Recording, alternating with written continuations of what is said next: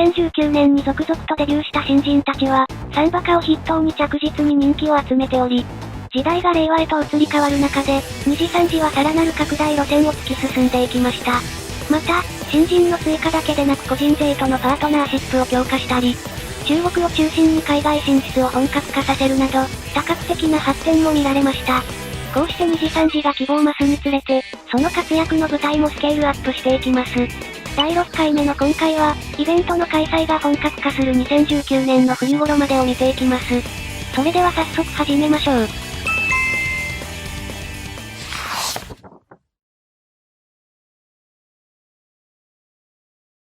2次3次が1周年を迎えた2019年2月、ある記念楽曲の制作が発表されます。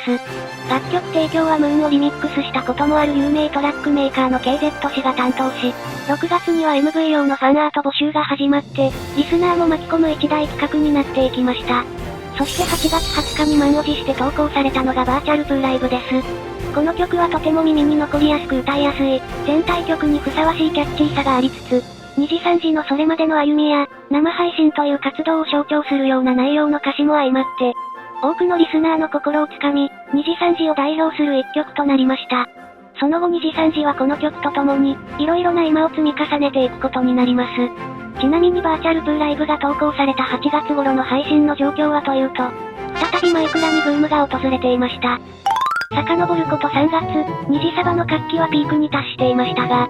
その盛り上がりも春頃から少し落ち着いていき、エンダードラゴンを討伐したあたりでなんとなく一段落ついたような雰囲気もありました。高宮リオン主導で進められていた、2次3次ランドの建設計画も途中で停滞し、いつからか廃墟のような扱いをされ始めました。しかし多少人が減っても2次サバが重要な交流の拠点であることには変わりなく、特に新人にとって2次サバデビューは、ある意味通過儀礼的な機会になっていたとも言えます。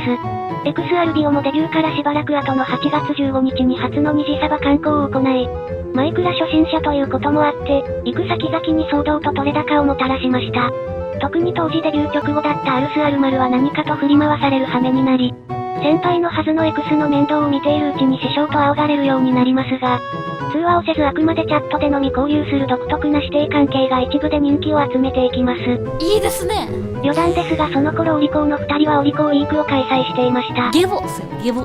それはさておき、この時期にユーチェンの働きかけで2次3次ランドの再開発が始まります。計画時点より後にデビューした新人も含めて、多くのライバーが参加する大型企画になり、当初のコンセプト通り、某テーマパークを模した様々なアトラクションが建設されました。さらに8月30日には、桜立木と黒石場の主催で夏祭りイベントも開催され、こうした会場の準備から全て手作りの大型企画は、2次サバの醍醐味の一つとなりました。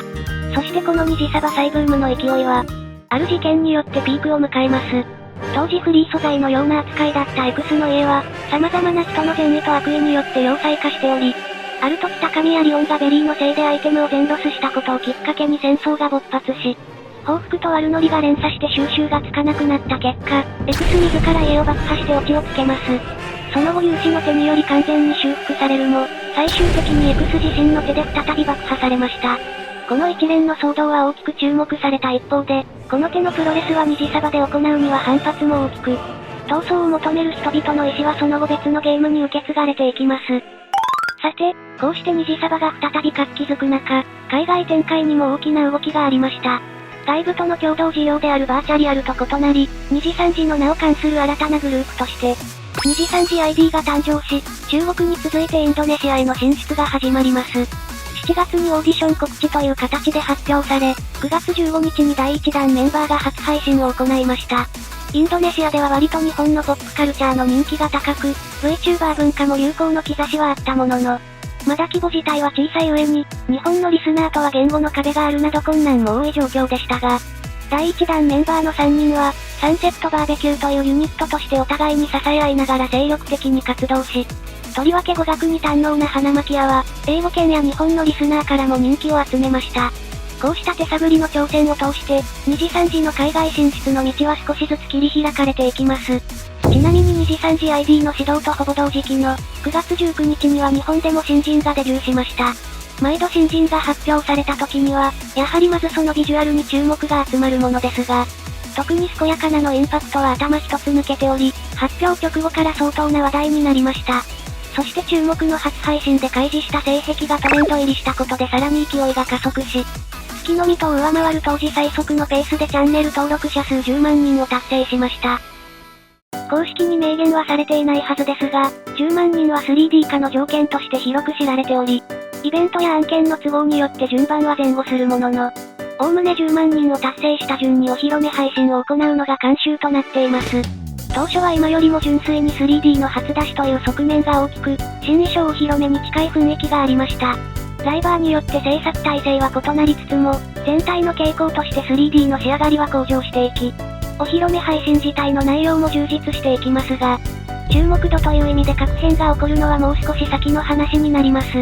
ちなみに10月18日に任天堂からリングフィットアドベンチャーが発売されると、3D と相性のいいフィットネスゲームということで、しばらくお披露目配信のトレンドになりました。また、この頃にモーションキャプチャシステムのバイコンが導入されてスタジオの収録環境が充実し、おそらくノウハウも蓄積しやすくなったことで、ここから本格的に 3D 技術の向上が進んでいきます。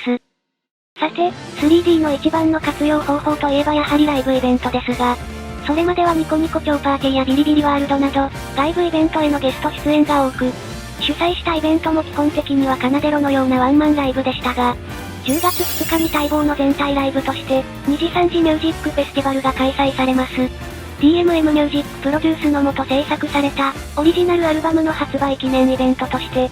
ついに2時3時単独で幕張メッセを舞台にライブを行うということで大きな話題を呼び、アルバム用に書き下ろされた新曲も複数披露されて非常に盛り上がりましたが、アンコールは行われず、多くの人が期待していたあの曲が歌われることはありませんでした。しかし公演後に突如行われた告知こそが、この日実現しなかったアンコールへの答えとなるのでした。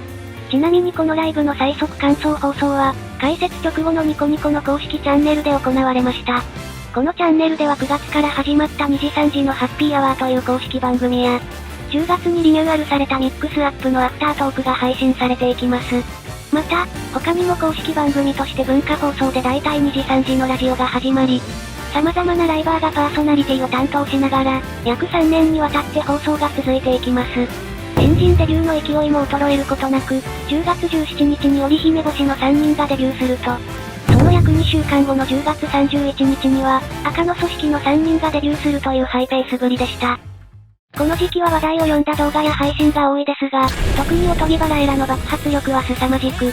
ゲーム配信中の叫び声がミーム化して2時3時リスナー層の外にまで拡散されました。他にはシスタークレアの最強ファンメイド楽曲、ドグマが本人の歌唱により公式化したり、まゆずみ会の突待ち配信が本当に突を待っただけで終わるなどしました。ゲーム配信のトレンド的には、アイスボーンが発売した9月にモンハンが流行し、10月にリングフィットが発売してからは完全に健康集団となっていましたが、11月15日に、待望のポケモン新作であるソードシールドが発売し状況が一変しました。発売直後から多くのライバーが最速プレイを開始する空前のポケモンブームが到来し、なんと発売から1週間後という速さで天下一笠主催の剣立て2時3時杯が開催されます。ビギナー向けのレギュレーションの会あって、この日程にもかかわらず総勢34名が参加しましたが、蓋を開けてみればドラパルトの使用率が 50% を超えるガチ大会となり、波乱や名勝負も生まれる中、最終的にはシード枠の前本圭介が見事王者に輝きます。そして大会翌週の11月28日にはナイトキングダムの3人がデビューしました。2時3時がネット流行語大賞になるほどの躍進を遂げた2019年も終盤に差し掛かる中、12月8日に開催された、バーチャルプーライブイン両国国技館2019には、統合後の新しい顔ぶれも含む人気メンバーが集結し、当時の2時3時の勢いを体現するライブとなりました。特に上力1は開演前の影慣れに始まり、公演を通して会場をぶち上げる大活躍でした。一方でおとぎバラエラの初のライブ出演は、音声事故により苦い経験となってしまいましたが、その時会場に巻き起こったギバラコールが、このライブを特別な体験たらしめたとも思います。そしてもちろん最後は誰もが納得のアンコール曲、バーチャルプーライブによって締めくくられました。両国 VTL が未だに語り草となっているのはもちろんライブの内容が良かったこともありますが、この前後で色々な環境が大きく変化したこともあり、一つの時代の象徴的に扱われている節もあります。その変化はもちろん世界的な災いと無縁ではなく、配信業界全体も大きな転換期を迎えます。そして黒船のように襲来したブームが、2時3時に壮大な戦を巻き起こしていきます。